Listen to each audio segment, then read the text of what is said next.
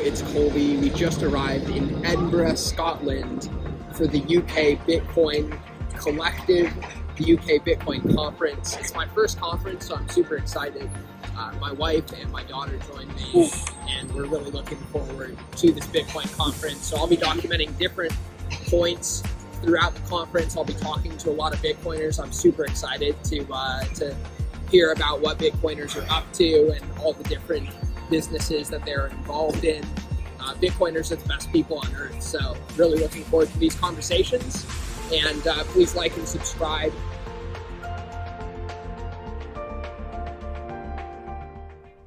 So we got checked into the hotel. Our room wasn't exactly ready for us at the Caledonian, which is a really cool historical hotel. It used to be an old train station. We had a complimentary cup of tea, and we're on our way up to our room.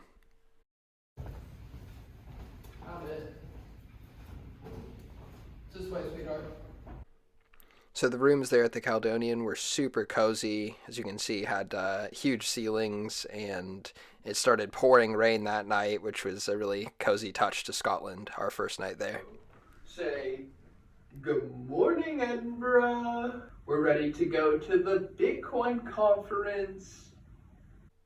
Of course, I had to fuel up and get a proper breakfast in the morning before the conference.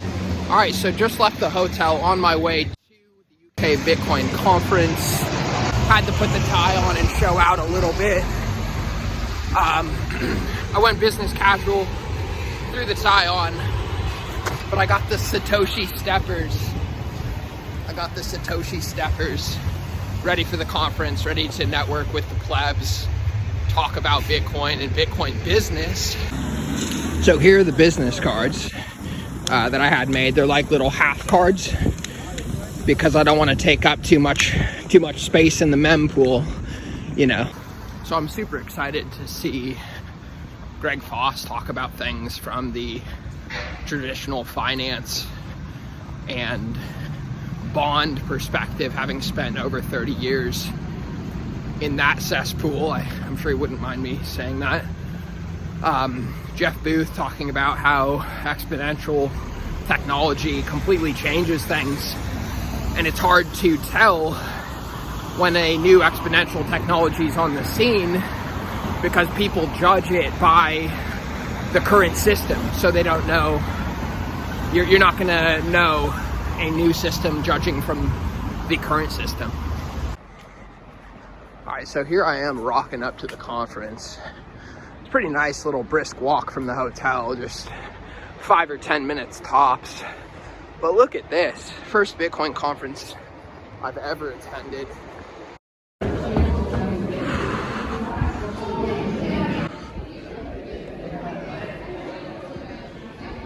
Hey, how are we doing today?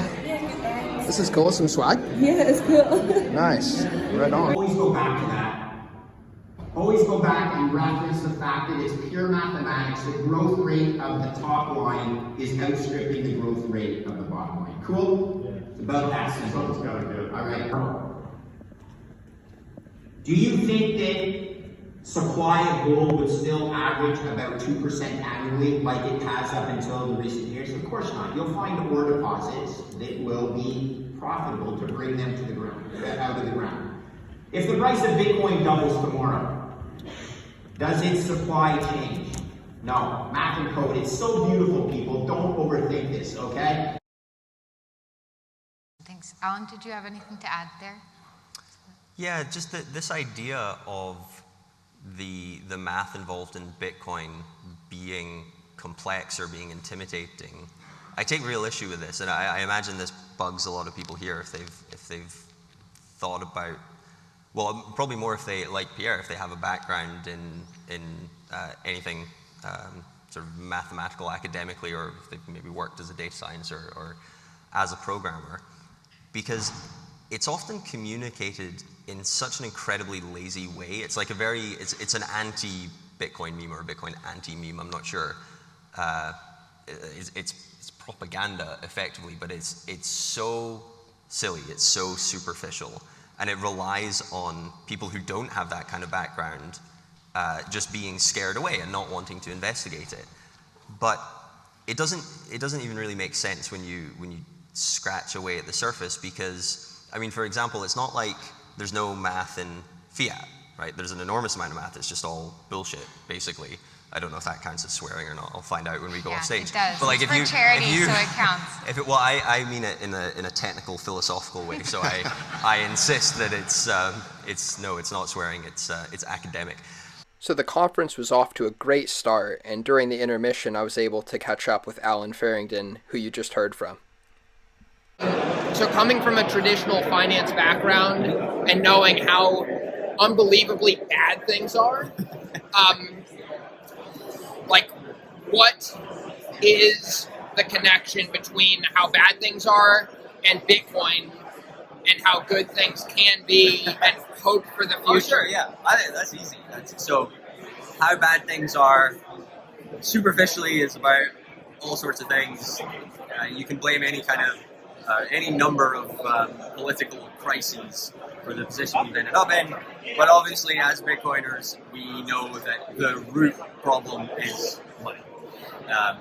Everything, at least in part, can be traced back to corrupted money, corrupted price signals of value, and that can't happen with Bitcoin. So that's where the hope lies, that as we gradually shift towards Bitcoin instead, even though it'll be horrible, it won't happen again. That was one point I thought was most interesting in your talk, is how politics is not the answer. Oh yeah, absolutely, yeah. So, yeah, hey, thanks a lot. You're welcome. The Bitcoin Collective had this board, "What does Bitcoin mean to you?" And people would write individually what Bitcoin means to them, which made for some really interesting discussions, just standing around this board and seeing what people wrote and engaging people in discussion about how they came to Bitcoin and how they went down the orange pill rabbit hole. So I continued to wander around and talk to as many Bitcoiners as I possibly could, and I ran into Jeff Booth himself for a brief moment. I haven't read The Price of Tomorrow yet. I'm really looking forward to reading it. Would you say that Bitcoin is the price of tomorrow? Yes, that's a good idea. That's awesome. A good I call. appreciate you being here. Thank you. Thanks. I'm here with Chris of Bridge to Bitcoin. Chris is going to show me how easy it is to generate an invoice on the Lightning Layer 2 Bitcoin layer. Cool. And yeah, take it from there. So we got various different ways to do it. We can do it through a normal point of sale terminal, or we can do it via an app on an Android phone or an Apple phone, or we can do it on this little LMPOS device here. Are those 3D printed? Yes, they are. Sick. Yeah. So which one would you like to go with? Let's do it on that thing. Okay, so this one's really simple. You just click on select, create an invoice. Let's do an invoice for 1 penny. Create invoice, and that creates a QR code. So quick. Yeah, and then we just scan in the QR code using our wallet. Now that penny says it's worth 59 sats.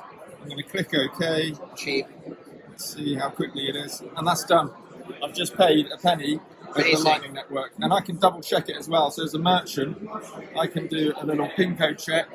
And you'll see the PIN code is the same, so you can confirm that. Guys, day one of the UK Bitcoin conference is a wrap. As you can tell, the room is just filled with energy. We could be mining Bitcoins off of all the energy that is filling the room. I'd say it's a huge success. Super excited to come back for day number 2.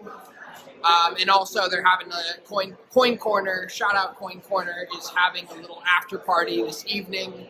But all in all, such an amazing event, and getting to meet Bitcoiners is unbelievable. So looking forward to tomorrow. Proof of work, baby. Don't trust, verify. Let's go. Jumping straight into day 2 of the UK Bitcoin conference, here's a clip courtesy of the Bitcoin Collective, which I feel really encapsulates why Bitcoin's so important. If you're going to measure yourself by any metric when you've gone through life, I suggest a pretty valuable one is measuring it by your children. That's what you leave the world. And so I just want to leave the world with my kids, who I hope are going to follow in our footsteps to make the world a better place than when we joined it. And right now, I have to tell you, my generation has failed that. I'm not happy to say, but my generation are generally a bunch of very selfish, pulling forward gains for our generation at the expense of our children, and that's just absolutely wrong from my perspective. So, for the kids. Yeah, I share Greg's values and Jeff's values regarding family. And what I would say is that, and I've told Natalie this and others, the younger people here, is that this just isn't the same world I grew up in. I grew up in a nicer world than the world we live in today. And, people they were kinder, it was fairer, it was a better place. And it really troubles me how that's gone. It's not there anymore. And I know why. It's because the money is broken. The money is broken, and as a result of breaking the money, they're breaking society, and it's heartbreaking, and it's why we fight for this new system. Why does it make you emotional? I mean, Greg, you also got emotional earlier. Why does it make you emotional? It's just wrong. It's just wrong. In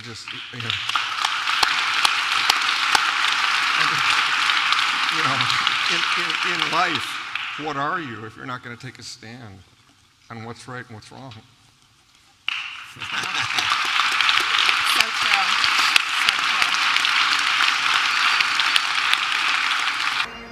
All right, guys, day number 2 of the UK Bitcoin conference. UK Bitcoin Collective. Mate, how did it go? Let's hear this. 10 out of 10? 10 out of 10? Just huge. Appreciate you guys putting it together. Thanks for everything. So we've got the bagpipe outside leading us to the after party.